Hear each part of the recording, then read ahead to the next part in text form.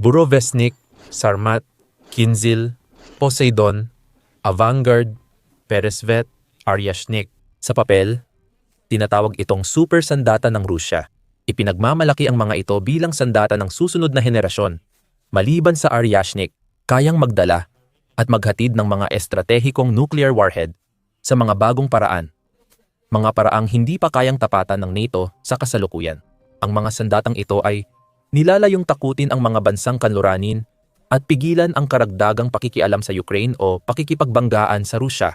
Gayunpaman, dahil sa kakaunting ebidensya ng paggamit ng mga ito at kakulangan ng patunay tungkol sa kanilang kakayahan, may ilang eksperto sa kanluran na nagdududa sa bisa at maging sa mismong pag-iral ng mga ito. Posibleng panlilinlang lang ni Pangulong Vladimir Putin ng Rusya ang mga sandatang ito. Isang banta na maaaring balewalain nang hindi masyadong nag-aalala? O ito ba ay kayabangan na lubhang mapanganib? Suriin ang ebidensya para malaman ang totoo.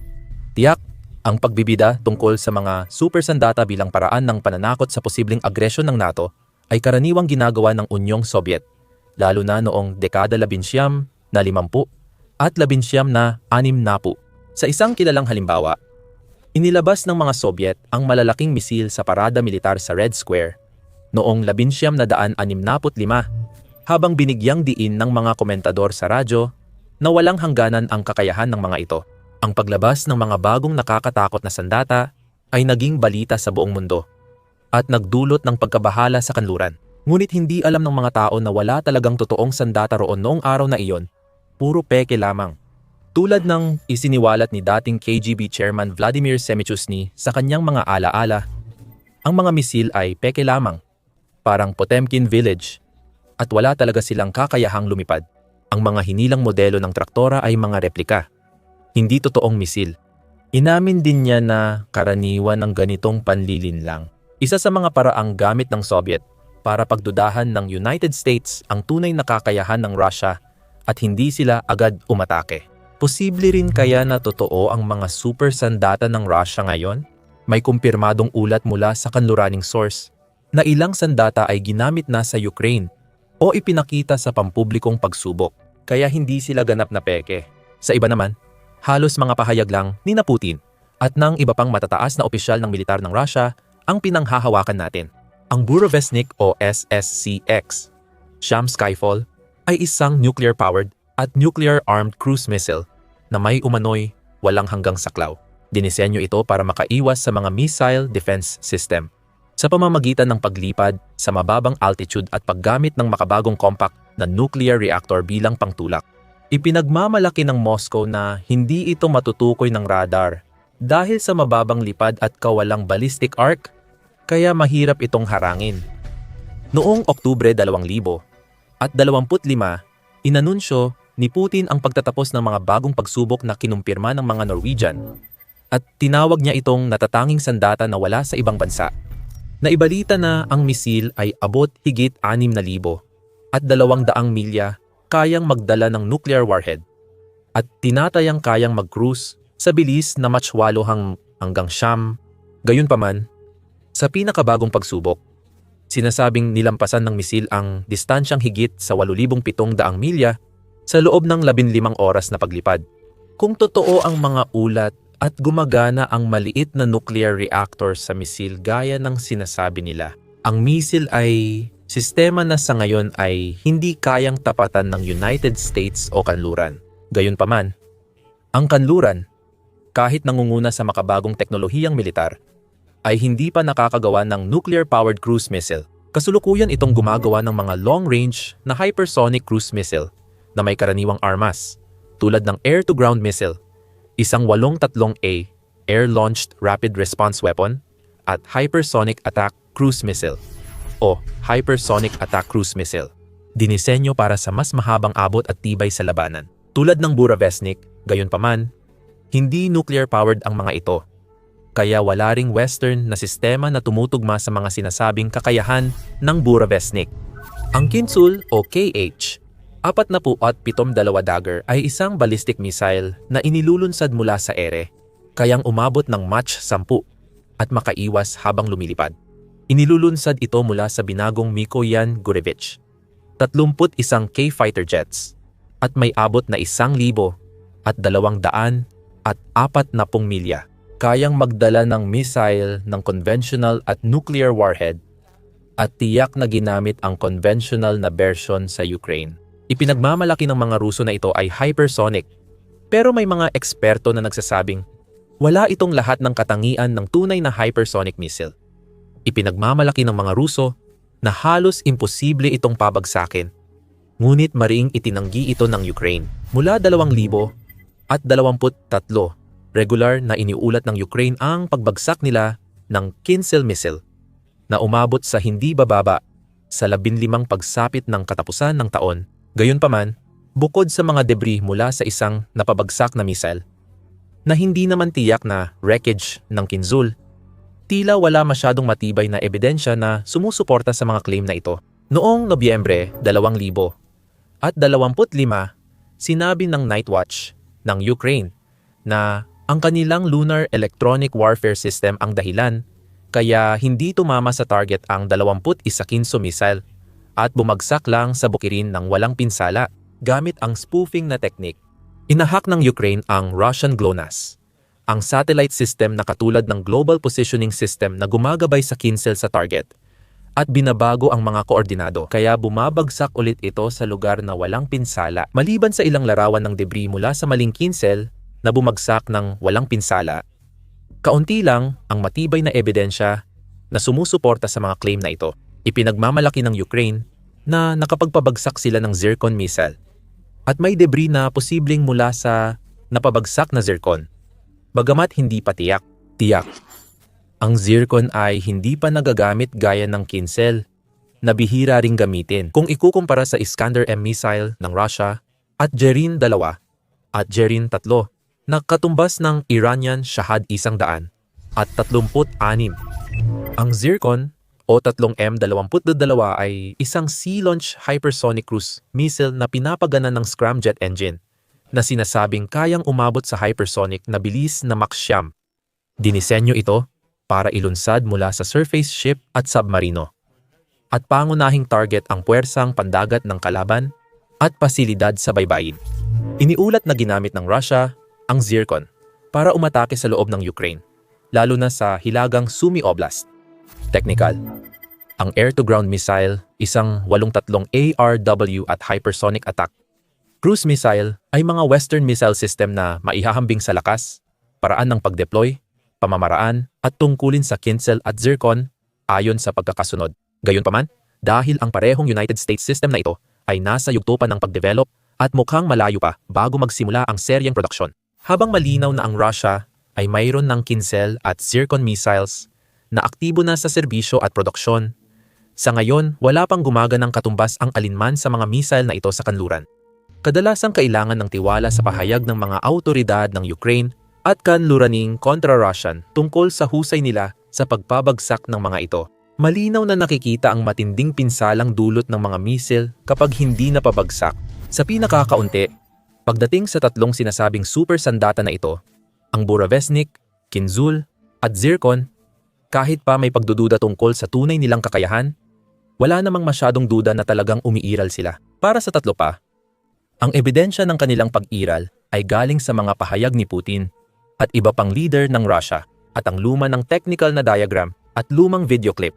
Ang RS-28 Sarmat na kilala rin bilang SSX-30 ay isang mabigat, liquid-fueled, nuclear-capable na intercontinental ballistic missile or intercontinental ballistic missile na dinisenyo upang palitan ang mga lumang sistema tulad ng UR, 100 NUTTX at RS-26 Rubes.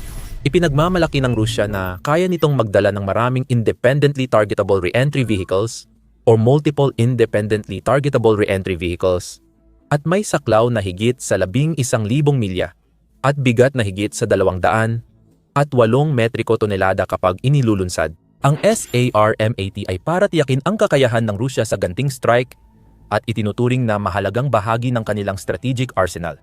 Ipinahayag ni Putin noong Pebrero 2024 na naipadala na sa tropa ang unang mass-produced na Sarmat at balak ipakita ito sa deployment area Ayon sa satellite imagery at ulat ng depensa, may nabigong Sarmat test noong Setyembre 2000 at 24 sa Plesiets Cosmodrome na nagdulot ng pagkasira sa paglulunsad. Tahimik ang mga autoridad ng Russia sa resulta ng silo test. Posibleng isa na namang nakakatakot na higanting misil ng Russia ang Sarmat bluff na parang galing mismo sa playbook ng Soviet. Pero kung hindi ito bluff, tulad ng mga naunang sandata na napag-usapan natin, wala talagang direktang katapat ang kanluran. Sa huli, ang LGM-35A Sentinel ng United States na papalit sa lumang Minuteman III ICBMs ay magiging handa ng i-deploy. Tulad ng Sarmat, ito ay ginawa para sa long-range nuclear deterrence at para labanan ang missile defense systems, MRVs, at advanced maneuvering capabilities. Hanggat hindi pa nangyayari ito, kung totoo ang SAMAT, nagbibigay ito sa Russia ng estratehikong kalamangan na di kayang tapatan ng kanluran ngayon. At least, may nabigo tayong pagsubok na nagpapakita na ang Sarmat ay aktibong dinedevelop kahit hindi pa ito aktibong ginagamit. Hindi natin masabi ang ganoon sa Avangard Hypersonic Glide Vehicle. Iniulat na ang sistema ay nasa combat duty mula 2000 at 19 may video ng test launch mula Russian Ministry of Defense noong 2021. Inulit ni Putin ang operational status sa talumpati noong 2024. Gayunpaman, wala pang kamakailang pisikal na pagsubok na nakumpirma ng independyente. Tinukoy ng mga Ruso ang Avangard bilang bagong strategic na sandatang kayang tumagos sa anumang missile defense system. Ito ay hypersonic glide vehicle na may nuclear o conventional warhead, dinadala ng intercontinental ballistic missile gaya ng Sarmat at RS. 26 rubes, kaya raw nitong umabot sa Mach 20 o 6 milya kada segundo at gumawa ng matutulis, di inaasahang maniobra habang lumilipad, kaya't mahirap itong harangin. Muli, kung ang Avangard nga ay ayon kay Putin, ganap ng gumagana, naipwesto na at handa ng gamitin, magkakaroon ng estratehikong kalamangan ang Russia laban sa kanluran na hindi nila kayang tapatan. Sa kasong ito, hindi rin nalalayo ang United States. Parehong malalim na sa pag-unlad ang Hypersonic Conventional Strike Weapon or Hypersonic Conventional Strike Weapon at ang Advanced Hypersonic Weapon or Advanced Hypersonic Weapon na bahagi ng United States Department of Defense sa kanilang pananaliksik at pagdevelop ng hypersonic na teknolohiya. Kapag handa na, mag-aalok sila ng katulad o mas mataas na kakayahan kaysa sa Avangard. Hindi ganito ang masasabi tungkol sa Orca Extra-Large Unmanned Underwater Vehicle ng Boeing o Extra-Large Unmanned Underwater Vehicle na pinakamalapit na sandata ng kanluran na kauri ng Poseidon ng Russia. Ang Poseidon na kilala rin bilang Status 6 o Canyon. Kung tama ang sinasabi sa kahon, napaka-revolusyonaryo at nakakatakot ang sandatang ito. Ito ay isang nuclear-powered, nuclear-armed, unmanned underwater vehicle na dinisenyo para maglakbay ng hanggang 150 milya bawat oras at 3,200 at 80 talampakang lalim. Ipinagmamalaki ng Rusya ang paggamit ng parehong mini-reactor na nagpapaandar sa Burevestnik na napakalihim at halos hindi matukoy. Kaya nitong magdala ng thermonuclear na ulo ng bala hanggang 100 megatons na kayang magdulot ng tsunami na 1,600 at 50 talampakan ang taas. Ang ideya ay maari itong palihim na ilipat papunta sa isang daungan o bukana ng ilog ng kalaban, iwan doon ng matagal, at pagkatapos ay pasabugin upang lumikha ng isang radioactive na tsunami na sasakop at gagawing hindi matirhan ang malalawak na lugar sa loob ng bansa mula sa pagsabog. Dahil dito, ang Poseidon ay gagamiting sandata ng huling depensa at ilalagay sa mga espesyal na submarino gaya ng Project Zero, Siyam 852, Belgorod at Project Zero, Siyam 851 Habares class. Matagal na nating naririnig ang mga kwento, pati na ang ilang technical na diagram at video ng pagsubok nito. Wala pang totoong gumaganang Poseidon na nakita kahit iginiit ng Russia noong Oktubre 2025 na matagumpay na itong nasubukan at malapit ng gamitin sa operasyon. Matapos maihatid ng Boeing ang unang Orca noong 2023, malamang na nauuna na ang Estados Unidos kaysa Russia sa pagdevelop ng sariling underwater superweapon. Gayunpaman, ang Orca ay hindi pinapagana ng nuclear o dinisenyo para magdala ng mga nuclear warhead. Kaya hindi talaga ito maituturing na direktang katumbas. Kaya, kung ang Poseidon ay isang produkto ng realidad at hindi katang-isip, ito ay kumakatawan sa isa pang estratehikong banta na hindi kayang tapatan ng kanluran o hindi pa man sa ngayon. Ang United States ay mabilis ding sumusunod o posibleng mas nauuna pa kaysa Russia pagdating sa Russian Peresvet laser system. Pati ang China, Iran, at ilang NATO members ay kilala ring gumagawa ng ganitong mga sistema. Ang Peresvet ay sinasabing isang ground-based, truck-mounted na high-energy laser weapon system. Idineklarang operasyonal noong Disyembre 1, 2018 at iniulat na aktibo na sa tungkulin sa labanan. Dinisenyo ito para pahinain o sirain ang mababang lipad na drone, electro-optical sensors, at posibleng maliliit na eroplano o satellite. Isang video ng Russian mod noong 2018 ang nagpakita ng unit militar na nagpapatakbo ng hindi bababa sa 2 Peresvet combat laser systems at command at support vehicles. Ipinapakita ang gumagalaw na turret-mounted laser system pero walang video, live o computer-generated ng directed energy weapon para makita ang kakayahan nito. Sa katunayan, nananatiling classified ang eksaktong lakas at operational parameters nito. Ngunit kahalintulad ito ng konsepto ng mga laser weapon system na dinidevelop ng United States. Ang mga sistemang gaya ng Tactical High Energy Laser, Pre-Electron Laser, at Laser Mobile Demonstrator, High Energy Laser Mobile Demonstrator, ay kasalukuyang develop. Samantala, operational nang na-deploy ng United States Navy ang High Energy Laser na may Integrated Optical Dazzler at Surveillance o Helios system sa kanilang mga Arleigh-Burke-class destroyer. Sa mga super weapons ng Russia, ito ang pinaka hindi kahanga-hanga. Wala itong banta ng nuclear. At mukhang naabot o nalampasan na ng United States ang kakayahan nito. O kaya naman ay halos kasunod na lang.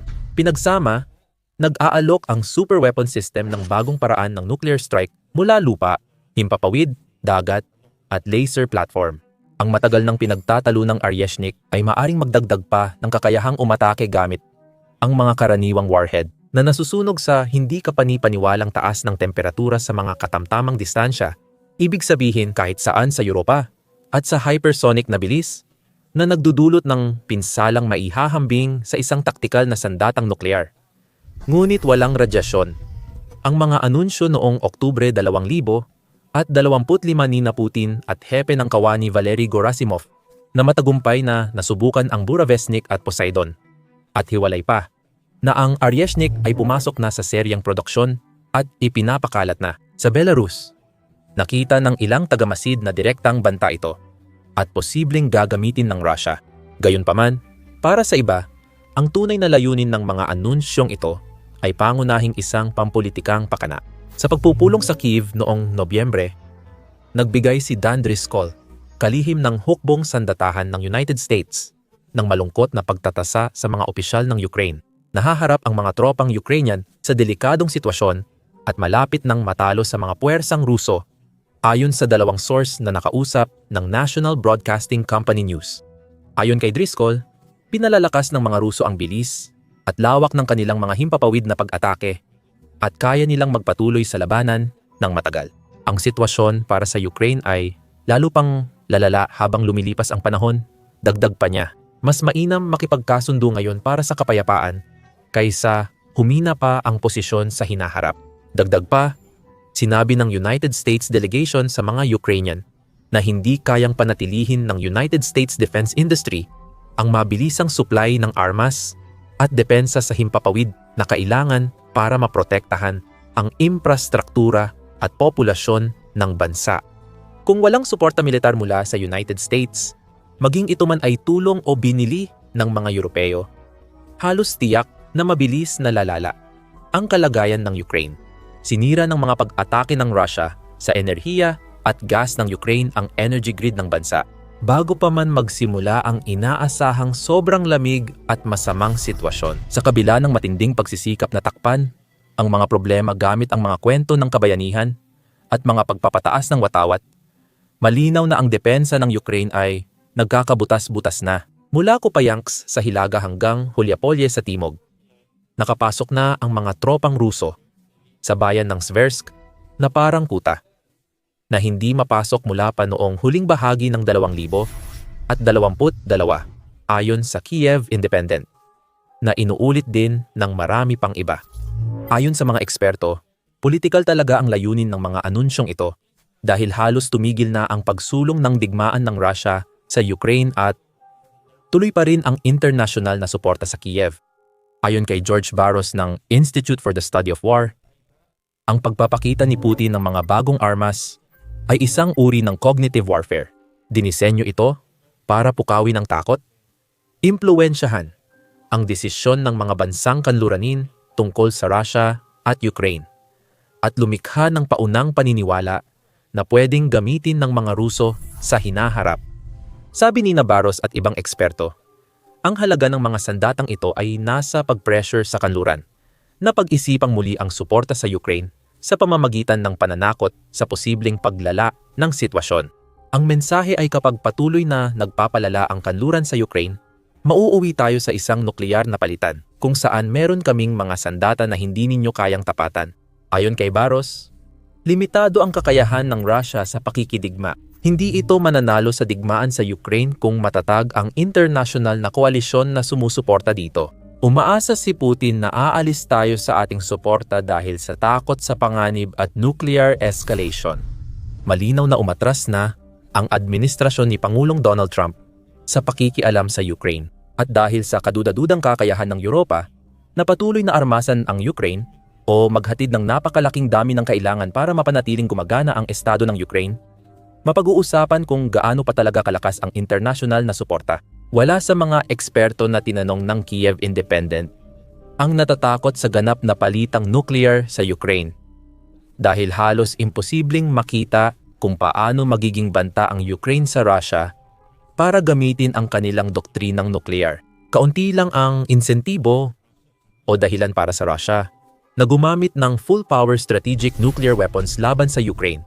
Ayon kay Ankit Panda, Senior Fellow sa Nuclear Policy Program ng Carnegie Endowment for International Peace.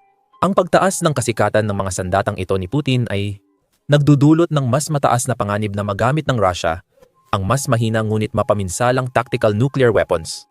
Ang tunay na ikinababahala ay ang mga kondisyon sa pagitan ng Ukraine at Russia o sa pagitan ng NATO at Russia ay maaaring humantong sa sitwasyon kung saan maaari nating masaksihan ang unang paggamit ng tinatawag na non-strategic o tactical nuclear weapons. Ayon kay Panda sa Kiev Independent, ang tactical nuclear strike ay magdudulot ng mga pangyayaring hahantong sa strategic nuclear war. Ayon kay Barros, kahit tinuturing na banta ang mga super weapons, hindi nito binabago ang lohika ng nuclear deterrence mula sa mas malawak na strategic na pananaw. Simula Cold War, umiiral na ang doktrinang mutually assured destruction o mutually assured destruction. Patuloy na pinipigilan ng takot sa ganting salakay ang mga kapangyarihan na maglunsad ng unang nuclear strike. Kung hindi na gumagana ang deterrence, mas malaki pa ang problema natin kaysa sa anumang kayang gawin ng Russia sa Ukraine, sabi ni Panda. Hindi rin pinapansin ng ibang eksperto na nakausap ng Kiev Independent ang banta ng mga sandatang ito. Ayon kay Pavel Podvik, eksperto sa nuclear arms sa Geneva at direktor ng Russian Nuclear Forces Research Project, ang Burevestnik ay gumagana tulad ng isang karaniwang cruise missile at kaya ring pabagsakin tulad ng ibang cruise missile. Kaya namang salagin ang mga cruise missile kung subsonic at lumilipad ng 10-15 oras. May panahon kang matukoy ito. Ayon sa kanya sa Kiev Independent, bagamat kakaiba ang technical na aspeto, iginiit ni Podvik na mababa ang halaga nito sa militar. Kaya posibleng walang ibang bansa ang sumubok gumawa ng katulad. Yun ay dahil mababa talaga ang gamit ng ganitong sistema sa militar. Ayon sa kanya, kinwestiyon din ni Dmitry Gorenberg ng Federal Research Group Center for Naval Analysis ang di umano'y lihim na nakakayahan ng Poseidon. Sakop ito ng parehong limitasyon ng ibang underwater na sistema. Hindi ito tahimik o invisible. Ayon sa kanya, batay sa Kiev Independent, ang pagkakaisa sa sistema ang dahilan ng kontrobersya. Sila ay masyadong pinupolitika, ambisyoso at kaduda-duda sa militar. Sumang-ayon sina Podvik at Gorenberg kay Barros na ang mga ito'y pangunahing pampulitikang mensahe. Ang halaga ng mga sandatang ito ngayon ay nasa pagpilit sa kanluran. Napag-isipan muli ang suporta sa Ukraine sa pamamagitan ng pananakot ng posibleng paglala. Tama ba sila? Ang mga super sandata bang ito ay bagong anyo lang ng Soviet na malaking misil na panlilinlang, desperadong hakbang ng naghihingalong Russia para panatilihin ang pag-iingat ng kanluran sa pakikitungo sa kanila. Ang mga ganitong pananaw ba ay pagtatangkang maliitin ang panganib? Dahil sa mga sandatang ito, mas mataas ang panganib sa Ukraine at buong kanluran na hindi kayang tapatan ngayon. Tanging panahon ang makakapagsabi. Patuloy naming susubaybayan ang balita ukol dito at sa iba pang makabagong sandata ng Russia. Kaya siguraduhing pindutin ang subscribe button at i-enable ang notifications kung gusto mong manatiling updated.